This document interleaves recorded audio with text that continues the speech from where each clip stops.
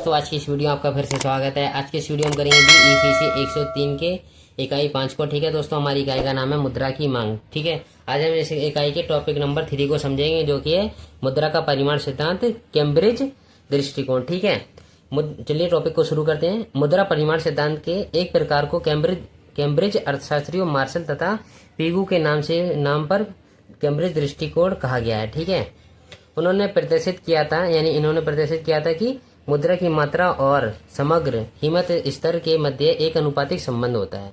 ठीक है, क्या एक अनुपात संबंध होता है कीमत और मुद्रा के बीच में। ठीक है, मार्शल का केंद्र बिंदु उस इष्टतम मुद्रा की मात्रा पर था जो किसी व्यक्ति के पास होती है। ठीक है, जो मार्शल का जो केंद्र बिंदु है वो किस पे डिपेंड करता है। जैसे कोई सोसाइटी है, सोसाइटी में जो इनकम होती है उसके केंद्र बिंदु को ये क्या बताते हैं, मार्शल जी।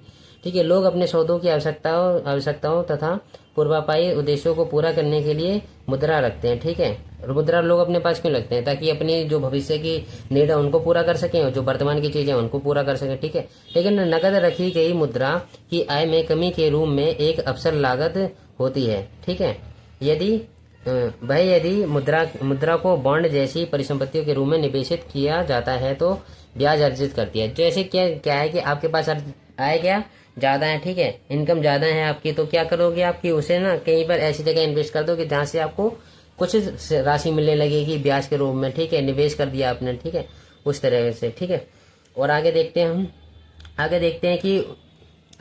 हैं कि इसलिए मुद्रा को नगद रखा जाएगा जब तक कि सुविधा और सुरक्षा के रूप में प्रतिफल उत्पाद क्रियाओं में निवेश नहीं होने से आय में कमी से अधिक रहे।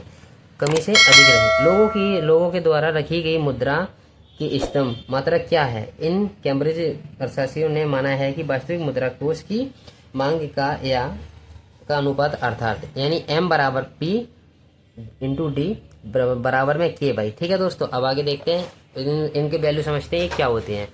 तो यहाँ पर K का मतलब क्या है,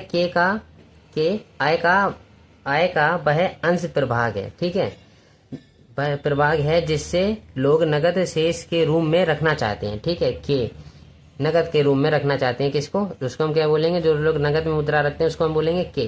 ठीक है, यह स्थिर माना जाता है, यह कांस्टेंट है। ठीक है, अब संतुलन की अवस्था में मुद्रा की मांग मुद्रा की आपूर्ति के बराबर होती है, अर्थात M अपॉन में P इंटू D बराबर में M अपॉन में P। ठीक है, अर्थात M अपॉन में P बराबर में K बाई अतः M। ठीक है, M, ठीक है, 1 अपॉन में K बराबर में P बाई अथवा MB बराबर में P बाई। ठीक है, जहां B बराबर 1 अपॉन K बाई। अतः हम जानते हैं कि फिशर का समीकरण तथा कैम्ब्रिज विवरण समान ही है। ठीक है, यहाँ K मुद्रा की मांग की प्रचाल तथा B मुद्रा का चलन वेग है। K क्या होता है, मुद्रा की मांग प्रचाल है। ठीक है, और जो B होता है मुद्रा का चलन वेग होता है। यदि लोग आय की प्रत्येक इकाई के लिए अधिक मुद्रा रखें तो B कम होगा। ठीक है, वैकल्पिक रूप से यदि लोग आय की प्रत्येक इकाई के लिए कम मुद्रा रखें तो B का मान अधिक होगा। ये क्या इकाई पे डिपेंड करता है लोगों की। ठीक है, कि वो अपना खर्चा किस तरह से करते हैं, क्योंकि मुद्रा तेजी से हाथों से गुजरेगी। K तथा B एक ही सिक्के के दो पहलू होते हैं। ठीक है, अगर K अगर बढ़ गया तो B कम हो जाएगा, B बढ़ गया तो K कम हो जाएगा। जैसे फिशर के दृष्टिकोण में जहां B को स्थिर माना गया था, उसी प्रकार यहाँ K को भी अल्पकाल में स्थिर माना गया है। अल्पकाल मतलब शॉर्ट टर्म।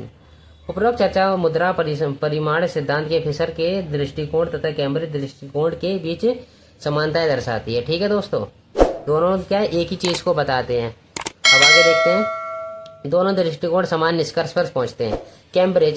कैम्ब्रिज अर्थशास्त्री मुद्रा के परिमाण सिद्धांत पर मुद्रा की मांग पक्ष से पहुंचते हैं। ठीक है, वे K तथा बाई को स्थिर मानते हुए मुद्रा की मात्रा तथा कीमत स्तर के बीच अनुपात संबंध को व्युत्पन्न करते हैं। दूसरी तरफ जो कैम्ब्रिज हैं वो क्या करते हैं, कैम्ब्रिज दृष्टिकोण उन माध्यमों से हमें ले जाता है जिनसे मुद्रा कीमत स्तर को प्रभावित करती है।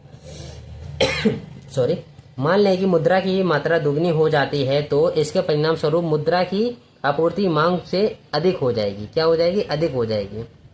लोग अतिरिक्त मुद्रा शेष से छुटकारा पाने का प्रयत्न करते हैं, अथवा लोग अपनी आय के इष्टतम अनुपात में मुद्रा को कम रखने का प्रयत्न करते हैं, अतिरिक्त मुद्रा को उपभोग तथा निवेश में लगा देते हैं। ठीक है, लोग अपने पास कम रखते हैं, क्या करते हैं, जो मुद्रा आ जाती है उनको उसको करते हैं कहीं निवेश कर दिया, तो क्या कहीं करते हैं कहीं अपनी चीज़ों अपनी अपनी नीडफुल चीज़ों को क्या बाय कर लिया, जिससे वस्तुओं की मांग क्या बढ़ जाती है। ठीक है, जब आप मार्केट में जब लोगों के पास पैसा ज़्यादा हो जाता है तो क्या कहीं निवेश कर देते हैं, नहीं तो क्या बहुत चीज़ें खरीद लेते हैं, तो इससे क्या वस्तुओं की मांग बढ़ जाती है, क्योंकि चीज़ डिमांड ज़्यादा है तो मांग तो भाई बढ़ेगी, क्योंकि मार्केट में जो भी फर्म बैठी है उसे भी तो पैसे कमाने हैं, और इसके परिणाम स्वरूप कीमतों में वृद्धि होती है इसी की तरह। ठीक है, यदि उत्पादन बाई तथा के स्थिर हैं तो नए संतुलन प्राप्त होने तक कीमत स्तर भी दुगना हो जाता है।